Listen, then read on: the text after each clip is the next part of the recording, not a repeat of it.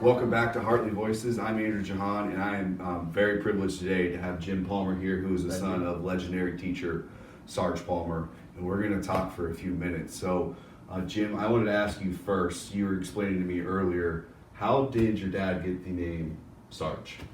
Well, that's an interesting question. It has a lot to do with the other legend, Mr. Jack Ryan, who had a propensity for giving everybody a nickname. And with my father being a staff sergeant in the Marine Corps, Mr. Ryan dubbed him Sarge, and that's how that came to be. Okay, very good. The next question I wanted to ask was, how did your dad come to Bishop Hartley? How did he get the teaching job originally and find out about it? That's interesting as well. After his career in the Marine Reserves, Dad went to Ohio State University, graduated with a degree in secondary education, social study major. And it was through his association with then Father Schultz and Father White, who was principal at Hartley at the time in the late 50s, early 60s.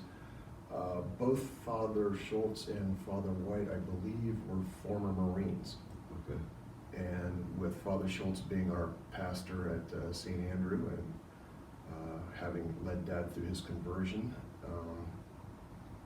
one thing led to another. Dad got his degree, and that's where Father White brought Dad into teach here at Hartley. And then years and years followed. Years and years followed. Speaking of those years, your father was involved with football, baseball, and track, and what people might not know are the high steps, right? Mm-hmm. What did it mean to not just only be a teacher, but he kind of set the way? Some of those legendary teachers set the way of not just being teachers, but coaches, moderators involved in the community. What did that mean to your dad? What it meant to Dad is like, it was definitely not a 9 to 3:30 job. Mm-hmm. It was I will say this not just for my father, but for all the faculty that I knew, Hartley was a vocation, avocation, to a lesser degree hobby. Mm-hmm. It was being part of the Hartley community during, before, after school. I mean, that's just the way they were. I mean, they were very giving people in their time and their talent. Everybody had their niche. With my dad's physical disability, I mean, he couldn't be down on at least when I was around, at Hartley in the 80s, he couldn't be on the field, but he was up in the press box running the scoreboard. High steps, he could observe what they were doing from the press box. He would come during the summer months when they brought the new squad of girls on, and he'd be out there in the front parking lot, and he'd have them drilling, doing a close order drill up and down the parking lot. In my brother's lifetime here, my brother graduated in '84. Dad kept score when the baseball team was playing. Yeah. And my brother told me once or twice, my brother Jeff told me more once and twice that if the umpires got kind of confused, they'd look at my dad and says, "Is it count right?" And he'd tell them if it was or wasn't.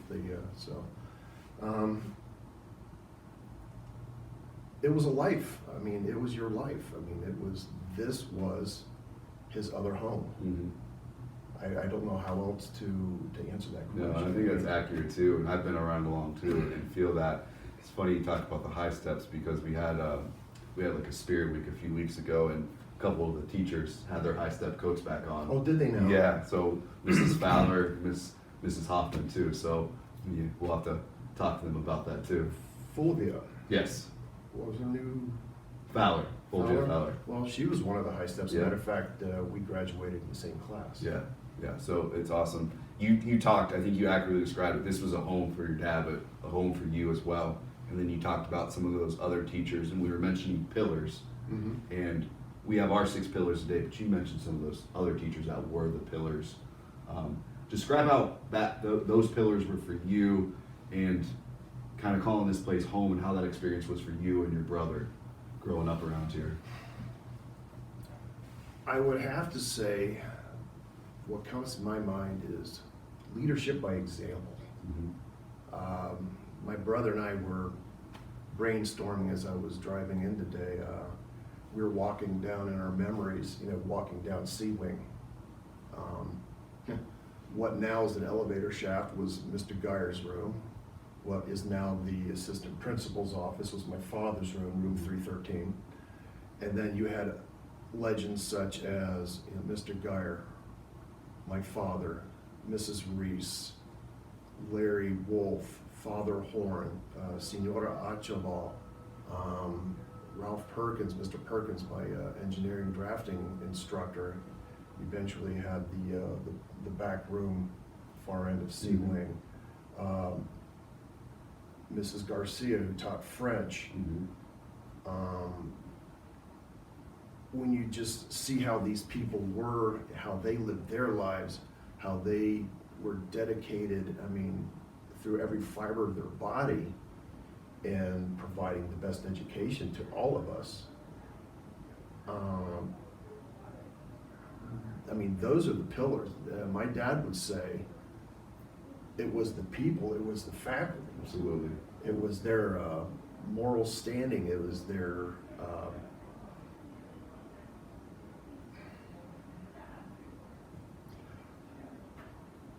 you just probably couldn't have a better core of persons, individuals. At the time when the school was still having that foundation, and they really helped build and establish what Hartley was. Well, Hartley was already established by the time I came here. And you're talking about pillars. I'm going to divert here a little bit. It says jokingly, my brother would have said the pillars were beat Worley, beat DeSales, beat Reedy, beat Watterson, beat St. Charles, and win the CCL. But to your original question, it was the people. They were the pillars that the Hartley was built on. I think that says it accurately. I was fortunate in 1995, my sister was graduating and got to see, as a young kid, your father's final graduation speech here. And I remember him up there too. Just anything you remember from that speech? I know you have the tape of it, but anything that stuck out to you? Well, I happened to watch that, I pulled a thing called a VCR. The theme of it was based on the Marine Corps motto, Semper Fidelis, which is Latin for always faithful. And Dad said, what does it mean to be faithful? It was faithful to your God, faithful to your country, and faithful to the Corps. And to that effect, he went on and talked about what it means to be faithful as a Catholic, what it means faithful to your country. He meant, paraphrasing, it was how to be a good citizen. And then faithful to the Corps, which was family. He says, be faithful to who you are, be faithful to your mom and dad, your biological family, be faithful to your employer, be faithful to the people you surround yourself with. It's very good.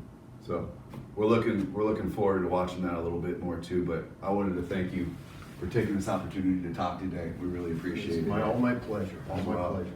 Well, that was another Hartley Voices, a special edition here.